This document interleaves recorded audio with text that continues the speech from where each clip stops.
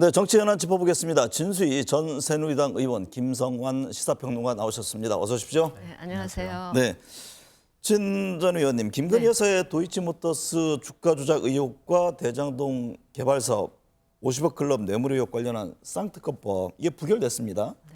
국민의힘의 이달표가 생각보다 적었는데 일각에서는 이게 최근 국민의힘 공천에서 현역 불패가 가져다 준 결과 아니냐 이런 지적을 하네요.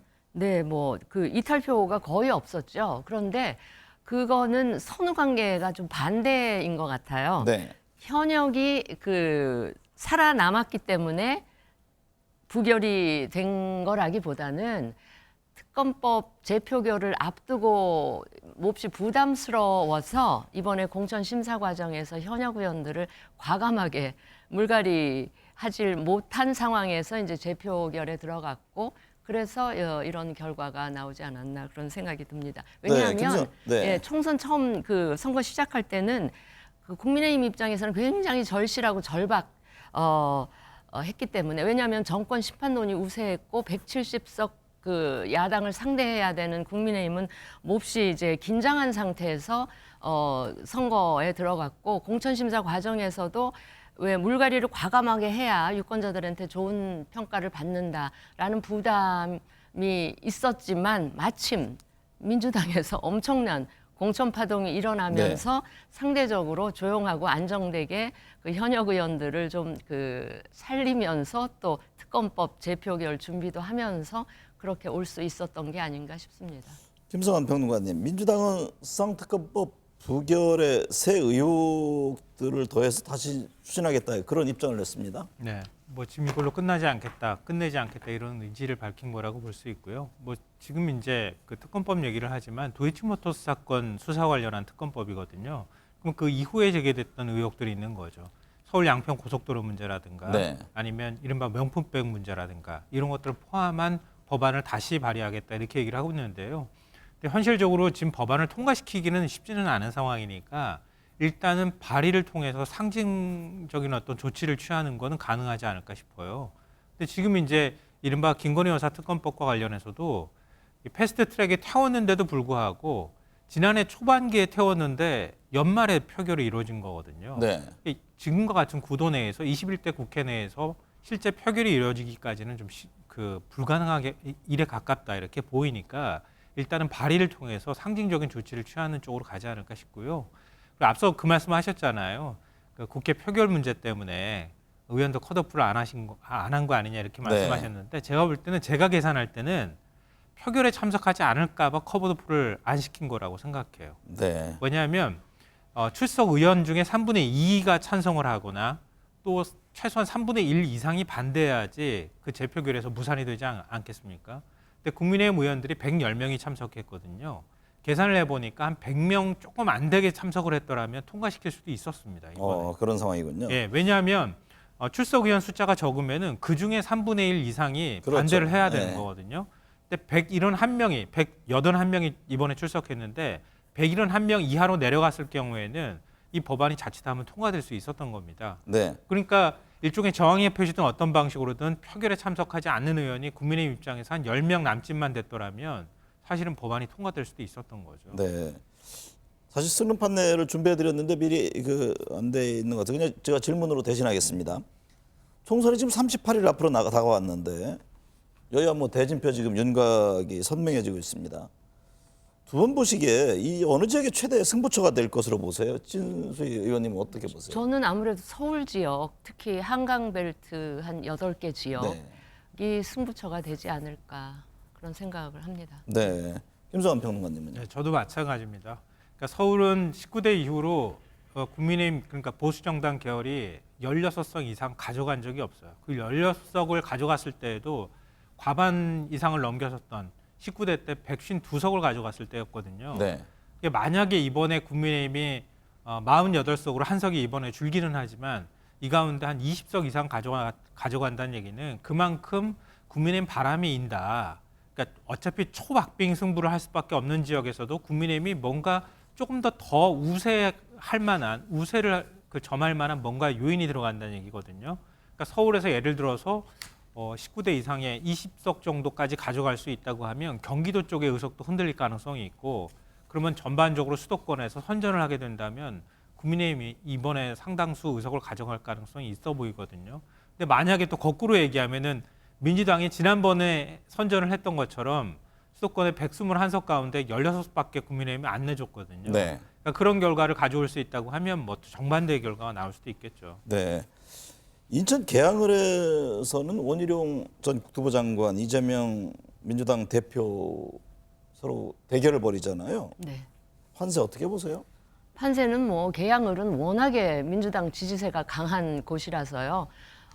송영길 전 대표를 5선씩이나 만들어준 그럴 정도로 민주당 지지세가 강한 지역이라서 민주당이 조금 힘들어진다 하더라도 저 지역을 국민의힘이 빼앗아 올 확률은 좀 적어 보이긴 해요. 그나마 이제 원희룡 전 장관이 그 국민의힘에서는 거의 대선급 주자이기 때문에 이재명 대표와 그 격차를 어느 정도 줄이느냐 하는 게 좀 그 관심이 되고요. 원희룡 전 장관은 저 지역에서 설사 승리하지 못한다 하더라도 잃을 게 전혀 없는 그런 선거를 지금 그 치르고 있는 게 아닌가 싶습니다. 네. 민주당 최고위원회가 홍영표 의원에 대한 공관위의 컷오프 결정을 받아들였습니다. 홍 의원의 탈당을 재차 시사했는데 친문 의원들 연쇄 탈당으로 이어질까요? 그렇게 의미 있는 어떤 움직임이 나타나기는 현실적으로 쉽지 않다고 보입니다. 일단 경선 들어가는 때까지 시간이 얼마 남지 않았을 뿐만 아니라 컷오프라고 지금 뭐 상정화된 의원은 임종석 전 비서실장 그리고 홍영표 의원 그리고 기동민 의원 정도거든요. 뭐 박용진 의원은 얘기가 나왔지만 경선을 하겠다 이런 입장이기 때문에 세 명이 어떻게 움직이는가가 중요한데 실제로는 임종석 전 실장이 어떻게 움직이느냐, 거취를 결정하느냐에 따라서 영향이 일정 부분 있을 수 있겠지만 그렇다고 네. 해서 나머지 친문계 의원들이 줄탈당을 한다 그렇게 생각하기는 좀 어려울 것 같아요. 이준석 개혁신당 대표가 경기 화성을에 출마하겠다고 했잖아요. 그건 어떻게 보고 있어요? 글쎄요, 저는 별로 좋은 선택 같지 않은데 결국은 소문이 나왔던 대로 또 그 지역구에 계속 왔다 갔다 했다 목격담들이 계속 나왔더라고요. 그러니까 화성 동탄 지역이 30대 유권자가 제일 많은 지역이기도 하거든요. 그러니까 젊은 층이 많다고 하는 얘기인데 동탄에서 의미 있는 성과를 거두면 그러면 뭔가 조금 바람을 일으킬 수 있지 않겠는가 이런 기대를 하고 있는 것 같고요. 그리고 지금 이원욱 의원도 바로 옆 지역구이기도 하고요. 네. 양향자 의원도 용인 갑이거든요. 그러니까 그 지역을 일종의 벨트를 묶어서 개혁신당의 바람을 좀 만들면 좋겠다고 생각을 하겠지만 가서 일단 당선인이 돼야 되지 않겠습니까? 네. 근데 30대 제가 말씀을 드렸지만 이준석 전 대표만큼 남녀 간의 성별로 지지가 엇갈리는 아마 정치인이 없을 겁니다. 네. 근데 30대 여성의 표를 못 받고 어떻게 동탄에서 당선될 수 있을까? 제가 너무 부정적으로 말씀드리는지 모르겠지만 저는 좀 쉽지 않다고 생각해요. 네. 그러면 김종인 전 비대위원장이 지금 공관위원장이 이 얘기를 뭐 권유했다고 하는 것처럼 TK 지역에 차라리 가가지고 거기서 상징적으로 죽더라도 거기서 죽어야 그래야 차기 대선까지 가져가는 개혁신당의 당의 어떤 일정한 방향이라든가 이런 게 보일 텐데 그런 게 잘 안 보이는 것 같아서 과연 현명한 선택이었는가 이 부분에 대해서는 전 좀 의문을 갖고 있습니다. 신수희 전 의원님, 경기도 성남 분당갑도 격전지로 떠올랐잖아요. 네. 여권의 잠재적 대권 주자인 안철수 의원이 현역으로 있는 이곳에 이광재 전 국회 사무총장이 붙었는데 또 여기에 개혁신당 소속 유호정 전 의원도 출마를 선언했습니다. 네. 어떻게 보세요? 그 경기도 성남 분당 지역이 보수 성향이 조금 그 강한 지역처럼 되어 있지만 사실은 그동안의 총선 성적을 보면 스윙보 지역이었어요. 네. 그래서 16년 선거에서는 갑을 모두 민주당 의원이 차지했었고요. 이제 20년 선거에서 분당 갑 지역의 김은혜 의원이 당선이 됐었고 을은 여전히 민주당이고요. 그러다가 지난번 김은혜 의원이 이제 경기도 지사 선거 나오면서 치러진 재보궐선거에서 안철수 의원이 거기 당선되셨죠. 그 안철수 의원이 지금 다시 도전하는 거기 때문에 저는 안철수 의원이 훨씬 이제 경쟁 네. 우위에 있다고 보고요. 이광재 의원만 해도 저 지역에 연고도 없을 뿐 아니라 급작스럽게 투입이 되다 보니까 그렇게 썩 괜찮은 성적을 얻기는 힘들지 않을까 싶고, 유호정 의원은 아무래도 개혁신당 당세가 지금 좀 미미하기 때문에 네. 그렇게 유의미한 득표를 할 것 같지는 않아 보입니다. 서울 동작을 사선 중진인 나경원 전 원내대표, 또 정부의 경찰국 신설에 반발해서 경찰서장 회의를 주도했던 유삼영 전 총경이 맞대결 펼치잖아요. 여기도 관심입니다. 네. 여기가 아마 최대 관심사 중에 하나일 것 같다는 생각은 드는데요. 네. 그런데 그 동작을의 경우에 보수가 우위다 아니면 진보가 우위다 이렇게 말하기가 쉽지가 않은 지역입니다. 아시다시피 2010년 보궐선거 때 노회찬 의원이 출마했다가 그때 아주 간발의 차로 낙선이 됐잖아요. 네. 그때 나경원 후보한테 1%도 차이가 안 나는 정도 승부였었거든요. 근데 당시 노동장 김종철 후보가 1.4%포인트를 얻었어요. 그러니까 김종철 후보가 만약에 야권 단일화를 이뤘더라면 노회찬 후보가 이길 수 있었던 상황이었단 말이죠. 그러니까 그 정도였었고 그 이후 선거에서도 역시 한 1% 남짓 정도 차이였었고요. 물론 지난 선거 때는 조금 차이가 있기는 했지만 근데 그렇게 본다면 어느 한쪽이 우세다 이렇게 말하기는 좀 쉽지 않은 지역이라고 보이고요. 그래서 이번에 만약에 유삼영 후보가 나갔을 때 나경원 그러니까 정권 심판원이 어느 정도 바람이 있는 데다가 거기다가 야권 단일화를 이룰 수만 있다고 하면 민주당 후보가 충분히 당선 가능한 지역이다 이렇게 보이고요. 다만 이제 나경원 전 의원이 정치인으로서 상당히 인지도가 높고 그다음에 그 지역에서 오랫동안 또 지역의 털을 잡아 오기도 했지 않았습니까? 그런 부분들이 또 상당히 강한 강점으로 작용할 수 있기 때문에 선거 결과는 뭐 예단할 수는 없겠지만 나경원 의원도 뭐 만만치 않다고 생각합니다. 네. 국민의힘 경선에서 이어졌던 현역 불패의 흐름이 보수 텃밭 영남권에서 좀 깨졌습니다. 네. 3명의 현역 의원이 경선에서 패배했고 당내 최다선 김영선 의원 컷오프 됐는데 향후 현역 물갈이 본격화할까요?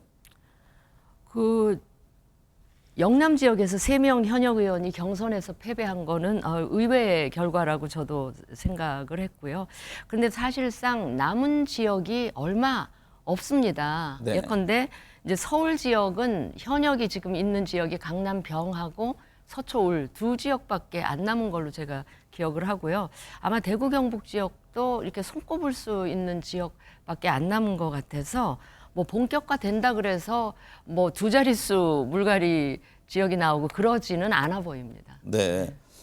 민주당 지금 공천 갈등 이어지고 있잖아요. 어떨 것 같아요? 김성환 평론가는 역대 이제 과거에 보면은 늘 공천 때는 뭐 서로 굉장히 논란이 심화되고 있죠.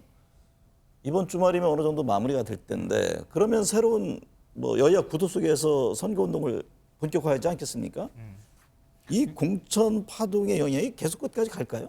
그렇지는 않을 거라고 생각합니다. 일단 지금에 있어서는 좀 민주당에 실명한 유권자들이 좀 있는 것 같아요. 그게 네. 여론조사가 보여주는 것 같고요. 근데 그게 계속 유지될 것이냐 그렇게 단정하기는 쉽지 않아 보이고요. 또 영남권에서 지금 컷오프가 계속 나오고 있는 상황이기 때문에 국민의힘 컷오프 상황에 따라서 반발하는 또 그 후보자들도 있을 수밖에 없는 상황이란 말이에요. 네, 어떤 분은 뭐 분신 또 뭐 그런 모습까지 보여주고. 2차례나 분신 시도를 했었다 이런 얘기까지 나오고 있고 또 대구 같은 경우에도 지금 제일 관심이 될 만한 지역이 아직 남아 있단 말이에요. 또 거기에서 잡음이 나오거나 아니면은 그 공천에 대해서 국민들이 부정적 평가를 한다고 하면 오히려 공천의 마지막 부분에 가서는 국민의힘이 더 주목받는 현상이 나타날 수도 있다고 보이고요. 네. 최종적으로 대진표가 좀 다 짜지면은 그러면 또 언론이 다시 평가하는 작업을 하지 않겠습니까? 네. 지금 나오는 것처럼 국민의힘은 늙은 공천이다 이렇게 얘기까지 나오고 있기 때문에 그나마 정치 쇄신이나 아니면 변화의 바람을 더 많이 이번에 받아들인 당이 어느 쪽인지는 유권자들이 조금 더 이따가 판단하지 않을까 싶고요. 그 다음에도 한 달 정도의 어떤 선거 때까지 시간이 남아 있잖아요. 그럼 그 사이에 의대 정원 문제에 관한 거나 아니면 새로운 이슈가 등장하는가의 여부에 따라서도 유권자의 마음이 얼마든지 바뀔 수 있다고 생각합니다. 네. 진수 의원님, 네. 조국 혁신당 지지율의 흐름이 만만치 않습니다. 어떤 조사에서는 비례대표 정당으로 조국 혁신당을 찍겠다는 응답이 22%나 됐습니다. 이게 민주당의 위성정당, 민주개혁, 진보연합이라는 이름으로 올렸는데 8%에 불과했다고 하는데 어떻게 봐야 합니까?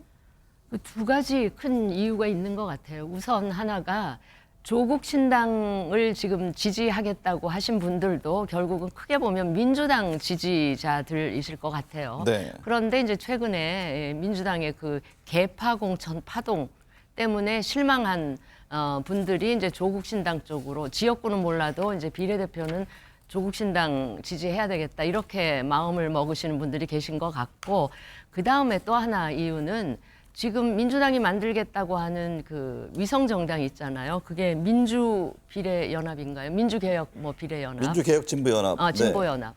거기에 지금 참여하고 있는 단체들이나 이걸 보면 뭐 국민의힘 쪽에서는 민주당의 통진당화 뭐 이렇게 비판도 하고 있는데, 좀 그 국가 정체성이나 심지어는 민주당의 정체성하고도 좀 거리가 있는 그런 단체나 그런 인물들이 지금 저기 대거 참여하고 있는 데 대한 실망감이나 우려나 불만, 이런 것들 때문에 비례정당은 내가 민주당이 만드는 위성정당 못 짓겠다, 그러려면 차라리 조국 신당에 표를 주겠다, 뭐 이런 그 마음을 먹는 유권자들이 많아서 저런 결과가 나오지 않나 싶고요. 또 제3지대가 그동안 기대가 커서 몇몇 네. 정당들이 계속 활동을 하고 있다가 지난번에 이낙연 대표하고 이준석 대표가 합당했다가 다시 또 헤어지고 하는 바람에 제3지대에 대한 기대가 또 이쪽으로, 조국 신당 쪽으로, 또 신상품이잖아요. 조국 신당 쪽으로 좀 옮겨가서 나타나는 그런 그 이유도 있지 않을까, 그렇게 생각을 합니다. 김성환 평론가님, 민주당에서 추가 이탈한 사람들이 조국 혁신당으로 갈 가능성도 있습니까? 있죠. 예. 특히 민주당 입장으로 보자면 지금 흔들리는 호남 민심을 좀 잡아야 될 필요가 있다고 생각하는데요. 호남의 부동층이 지금 가장 높게 잡히는 편입니다. 전국에서. 네. 그러니까 지역별로 가장 높게 잡힌다는 얘기는 지금 서울 수도권에도 영향을 미치고 있다는 얘기가 될 수 있거든요. 그런 면에서 부동층 표심이 예를 들어 민주당은 나는 싫다, 이런 쪽이 될 수도 있고요. 당내 갈등이나 이런 것들을 지켜보면서, 그러니까 그럴 경우에는 오히려 마음 편하게 교차 투표를 할 가능성이 있다. 그러면은 선택지는 이른바 조국 신당이 될 가능성이 있거든요. 그런 면에서 조국 신당의 지지율이 지금도 뭐 지금 여론조사 잡히는 거 봐도 애당초 예상했던 것보다 더 많이 잡히는 거와 마찬가지로 그런 현상이 더 이어질 가능성이 있다, 이렇게 보이고요. 네. 그리고 조국 신당이 그냥 민주당 지지층만 옮겨간다고 생각하면 그건 좀 착각인 것 같아요. 그러니까 지금 제3지대에 대한 존재감이 좀 적은 상황에서 조국 신당은 그거하고는 좀 다른 결의 어떤 당의 지향점을 갖고 있다는 거죠. 네. 그러니까 윤석열 정부 들어서고 난 다음에 검찰이 과도하게 정치화돼 있다는 것에 대해선 그러니까 중도층도 동의하는 분들이 적지 않단 말이에요. 그러니까 그런 분들의 경우에는 만약에 민주당이나 국민의힘 양쪽 다 난 싫다, 이런 쪽이 선택을 할 경우에는 역시 교차투표, 지역구 투표하고 다르게 교차투표할 경우에는 이른바 조국신당 쪽으로 움직일 가능성이 여전히 있기 때문에 조국신당의 파괴력이 우리가 생각했던 것보다는 더 클 수도 있겠다. 현재로서는 그렇게 생각합니다. 정치 경험 있으신데요. 진수희 의원님께서 보시기에 이제 한 38일 남았잖아요. 네. 남아있는 총선 변수가 뭐가 있을까요? 뭐 선대위를 어떻게 꾸린다든지 대통령 움직임, 뭐 지금의 의사 증언 문제, 북한 변수, 여러 가지가 제기가 되던데 어떤 점이 가장 영향을 줄 것으로 보세요? 지금 사실 보시면 우리 정치를 가리켜서 뭐 정치는 생물 이렇게 이야기하잖아요. 네. 지금 벌어지고 있는, 그러니까 민주당의 그 공천 파동으로 인해서 지금 벌어지고 있는 이 상황, 불과 한 달 전에도 이런 상황, 국민의힘과 민주당의 지지율이 역전된다든지 분위기가 이렇게 바뀌는 이런 거를 전혀 그 예상을 못했었는데 이런 현상이 나타나고 있잖아요. 그럼 같은 이야기로 앞으로 한 달 남은 선거 기간 동안, 그러니까 다음 주 정도에는 이제 양 당이 공천은 이제 마무리할 것 같고, 그죠? 선수들이 이제 다 보이는 네, 거죠. 네. 그다음에 한 둘째 주부터는 이제 본격적인 그 선거 운동으로 이 돌입을 할 텐데, 그 남아 있는 한 달 동안 무슨 일이 벌어질지는 또 알 수 없는 일이고요. 제가 이제 국민의힘 소속으로 있기 때문에 말씀을 드리지만, 만약에 지금 국민의힘이 처음에 굉장히 절실하고 절박하고 긴장한 상태로 시작을 했다가 지금 그 민주당의 반사 이익을 보면서 좀 그 여유를 찾고 있는데, 이게 방심으로까지 되면 좀 곤란하다. 네. 방심이 이제 자만과 오만으로 될 수 있기 때문에 그걸만 경계한다면 조금 분위기 예상했던 것보다는 네네. 좋은 결과를 낼 수도 있겠다, 이렇게 생각을 합니다.